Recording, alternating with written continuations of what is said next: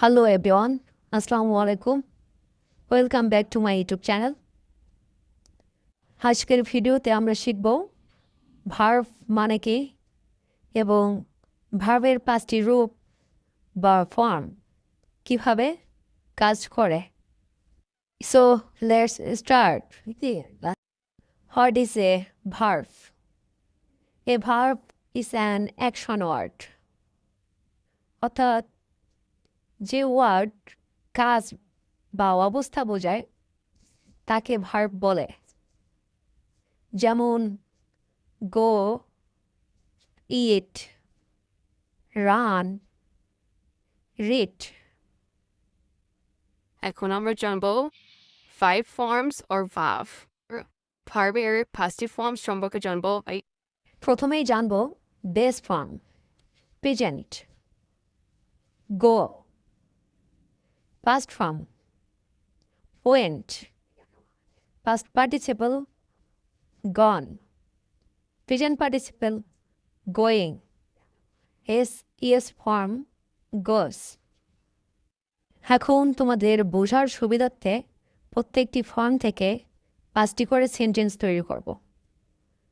First form base form go. I go to school every day. আমি প্রতিদিন স্কুলে যাই। They go for a walk every morning. তারা প্রতিদিন সকালে হাঁটতে যায়। We go to the market on Fridays. আমরা শুক্রবার বাজারে যাই। Do you go to the gym? তুমি কি জিমে যাও? I never go out at night. আমি কখনো রাতে বাইরে যাই না। এভাবে আমরা বেস ফর্ম তৈরি করব গো দিয়ে। এখন আমরা জানব past form went. He went to Dhaka yesterday. সে গতকাল ঢাকায় গিয়েছিল। I went shopping last week. আমি গত সপ্তাহে বাজারে গিয়েছিলাম। We went home early. আমরা আগেই বাড়ি গিয়েছিলাম। Did you go to the party? তুমি কি পার্টিতে গিয়েছিলে? She went abroad for study. সে পড়াশোনার জন্য বিদেশে গিয়েছিল। এখন আমরা জানব first participle gone. He has gone to office. সে অফিসে গেছে। They have gone home. তারা বাড়ি চলে গেছে। The bus had gone before we arrived. আমরা পৌঁছানোর আগেই বাস চলে গিয়েছিল। She has already gone. সে ইতিমধ্যেই চলে গেছে। I have never gone there. আমি কখনোই সেখানে যাইনি। এখন আমরা শিখব present participle going. I am going to the office now.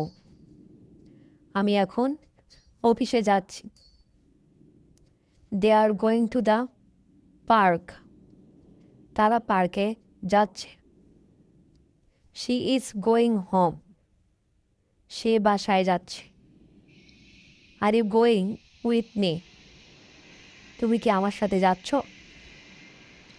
We are going when it start raining. আমরা যাচ্ছিলাম তখন বৃষ্টি শুরু হয়। এখন আমরা জানব S form goes. He goes to work at 9 AM. সে সকাল 9টায় কাজে যায়। She goes to the gym daily. সে প্রতিদিন জিমে যায়। My father goes for a walk. আমার বাবা হাঁটতে যান। The train goes fast. ট্রেনটি দ্রুত চলে। Her brother goes to college. তার ভাই কলেজে যায়। এভাবেই আমরা ভার্বের 5টি ফর্ম দিয়ে সেন্টেন্স তৈরি করব। ভার্ব ফর্ম না জানলে টেন্স, সেন্টেন্স, কনভারসেশন কিছুই ঠিকমতো হবে না। তাই এটা বেসিক কিন্তু মোস্ট ইম্পর্ট্যান্ট। তোমাদের যদি ভিডিওটা ভালো লাগে অবশ্যই লাইক, শেয়ার আর সাবস্ক্রাইব করে দিও। দেখা হবে নেক্সট ভিডিওতে। আল্লাহ হাফেজ।